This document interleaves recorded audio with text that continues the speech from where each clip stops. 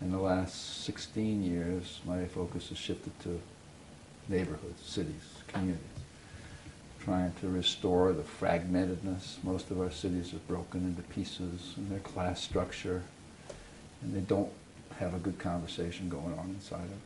So I've been trying to, really with Cincinnati has been my work. Say, is there some other narrative we can have about this city? We're bombarded night after night after night by the paper, by the news. We have a problem. I moved to the city, people say, what are you doing here? Did you make a mistake? And so that's been the work, is to say, how do you counterbalance the empire that controls the narrative of our urban centers, which tells us over and over again, we're wrong. We should be afraid. Stay out of the city. Lock those people up. So after a while you begin to think it's true. And that's not who we are. And it says that this place is a place of possibility. This place is a place of compassion. Every single neighborhood we call disinvested has gifts and capacities, and most of the people in those neighborhoods care for each other, look out for each other, and we treat them as if they're a problem to be solved. We think our youth are at risk. They're not at risk, they're youth. And they have gifts and capacities. Now, as soon as you talk this way, the news media thinks you're doing human interest. The camera and everything says, this isn't news. News is the dark side. We're investigative by nature. Well, that's not true. It's not who we are. And so anytime you talk about the possibility of a city, you get a backlash. You get people saying, you're crazy. You don't know what it's like around here. Now, as soon as you talk this way, the news media thinks you're doing human interest. The camera and everything says, this isn't news. News is the dark side. We're investigative by nature. Well, that's not true. It's not who we are. And so anytime you talk about the possibility of a city, you get a backlash. You get people saying, you're crazy. You don't know what it's like around here. And these are the people who are victims of the negative narrative. Even the people who are victims of the wide disparity in income, victims of the public schools being pilloried, victims of government saying, well, there's something wrong. Even the victims will fight back and say, no, I'd rather have the crumbs, okay, than to change my mind about the possibilities of the place that I live in. Because as soon as you talk about possibilities, there's a burden of accountability that falls on me. Because if you say Cincinnati is not a problem to be solved, it's a potential, it's a capacity to be realized and seen, it aggravates all of us. You just say, my God, am I going to have to change my relationship to this city? Am I going to have to stop listening to AM radio, rant radio? There's nobody on AM radio that takes any personal responsibility for anything. Am I going to have to stop watching the evening news to find out about tragedy? Am I going to have to stop loving sports and celebrity? Am I going to have to realize that reality TV isn't real, it's scripted?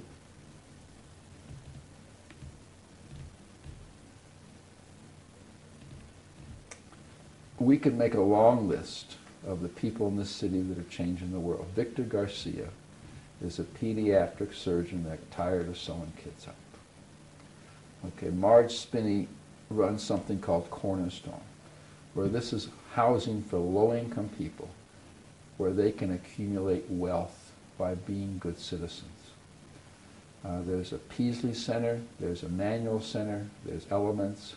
There are hundreds and hundreds of people in this city who are giving their lives to heal the woundedness of a city.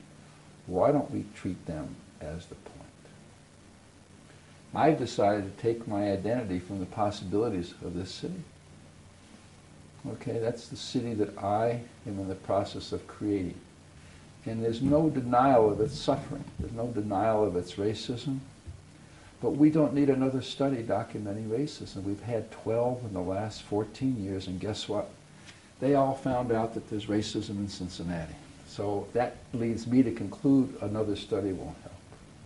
What will help is to find and honor and make visible and lift up those people that are healing our wounds and are gifted, even though they're poor. To be poor is not to not have money. To be poor is to live without possibility. So anybody who offers possibility to people on the margin, to people living with disabilities or recovering from that, anybody doing that is heroic. And why don't we say that's who we are, even though there's 1,000 miles to go?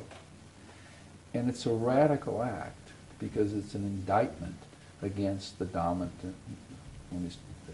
It's a radical act because it's an indictment against the dominant narrative. And there are huge interests in every city to keep the dominant narrative going, to keep the curriculum of fear. Because if you got people afraid, all right, you own them. Then you can pass all kinds of funny stuff. And you can have a kind of, and I think it's an assault on democracy. I think fear is an assault on democracy because it keeps people indoors. The city is complicated. It's textured, it's paradoxical, but it's what we got. You know? So the work with Victor is to back off of symptoms. And so crime, poverty, violence are symptoms. And you can't go after them directly. What do you do with crime? Lock people up?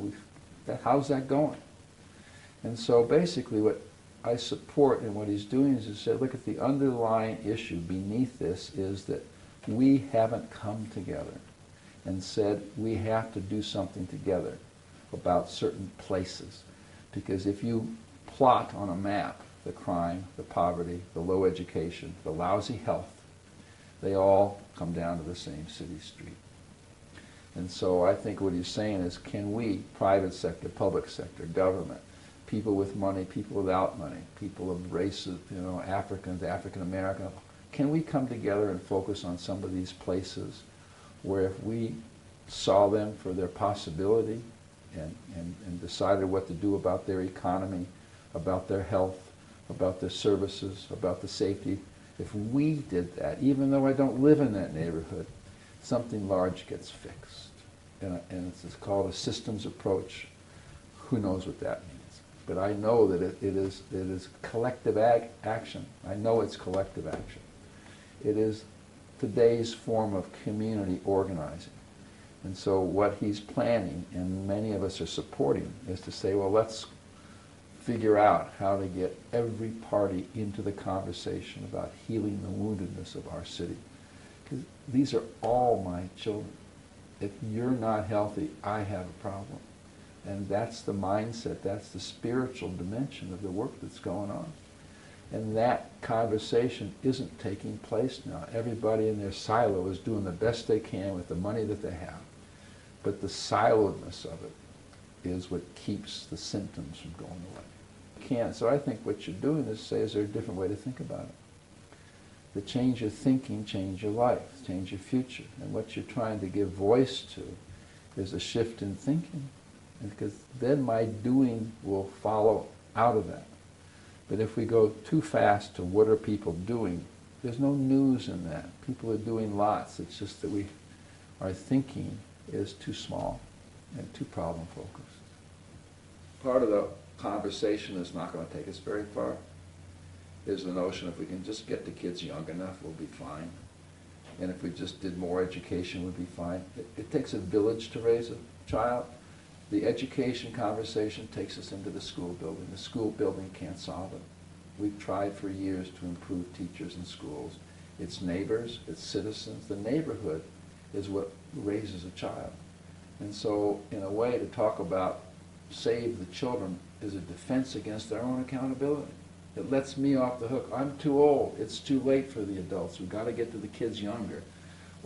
Well, where are you going to get to them? You know, when they're up in the air, pre-embryo. And so I despair of the conversation. I'm not against education, but to me it's an escape from accountability. And stop talking about it to schools or got them at a younger age. It's not going to make a difference. What's going to make a difference is a village and a neighborhood coming together and finding out who these children are and who we are.